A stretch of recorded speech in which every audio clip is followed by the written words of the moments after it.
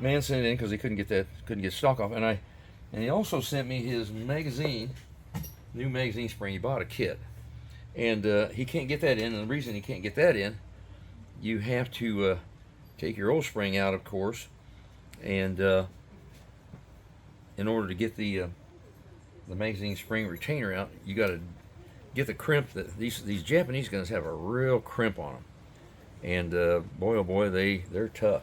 So you got to get that crimp out of them also. And the best way to do that, this is an old piece of a barrel. Let me see what I can get here.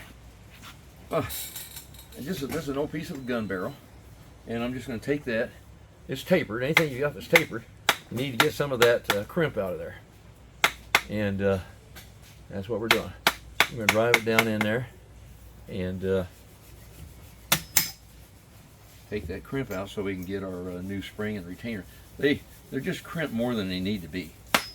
They don't need to be crimped that much. And still got quite a bit left. I've got this barrel I'm using here. This piece of barrel is a little bigger than I need, but it works. So there it is. Taking that crimp out. Okay. All right, I got most of the crimp out of it now, so it's going to make it a lot easier for me to put in my new retainer.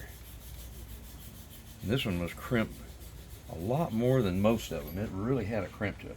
They don't really need that, but it's just what the Japanese, that's what's in the Japanese guns. They just do that. Okay, so the follower's still down in here, so we're gonna put our magazine spring in, our new magazine spring, and we're gonna put the man's 3-shot plug. There's been a lot of debate in this shop lately about this 3-shot plug. At Browning, the way they always did it and wanted us to do it was to put the 3-shot plug in and then put your retainer on top of it. So what happens is your 3-shot plug is down under this retainer. That's the way they kind of came from the factory, and that's the way they want it done at Browning. But around here, we've gotten to the point where we put it on top.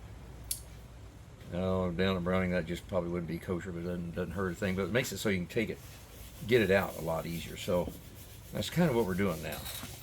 So I will put my magazine spring retainer in, and I've talked about this in some other videos, but the way you put these in is they have a slot in. They have a slot in them.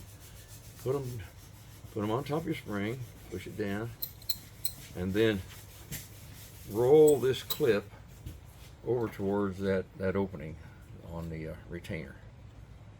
And this one's tight and wanting to jump out on it, but I'm not going to let it. So like that, and cock it at an angle. This is the slot is over here. Then tap it on the back side like so, and it'll go right in. And I'm gonna crimp this one down a little bit. I really took a lot of the crimp out, so I'm gonna put a little bit of it back in. Okay, that's all you gotta do. Then you can put your 3-shot plug on top, and you can easily remove that if you want to take it out. So that's the way we do it. So this little gun's ready to go. It's a Magnum. Again, the way these are set up, if you want to shoot 2 3/4 in them, and Browning will tell you these guns were never designed for 2 3/4. They're for 3-inch shells only. But 90-some% of them I've seen will shoot 2 3/4 if you put your spring on, maybe put on 1 steel ring, bevel up, and 1 bronze, and put the rest of them, the 2 steel and the bronze, in your pocket. Don't try to store it under the spring like you do on a 2 3/4 gun. Put it in your pocket, and you can shoot 2 3/4. Now your wife will probably find those in the washing machine next time around, but that's okay. I got lots of these, and I sell a lot of them because half the guns I get in, Magnum guns, are missing. Usually 2 steel and 1 bronze for that reason. So, but we're going to set this up for a Magnum. So again, set it for 3-inch. Put your steel ring on, bevel up. Slide on a bronze piece. They're beveled on both sides, it doesn't matter.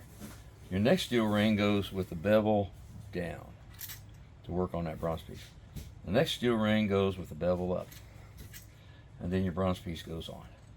Now it's set for 3-inch, and the critical thing is a couple drops of my special oil that we had created just for this purpose, and that gun's now ready to go.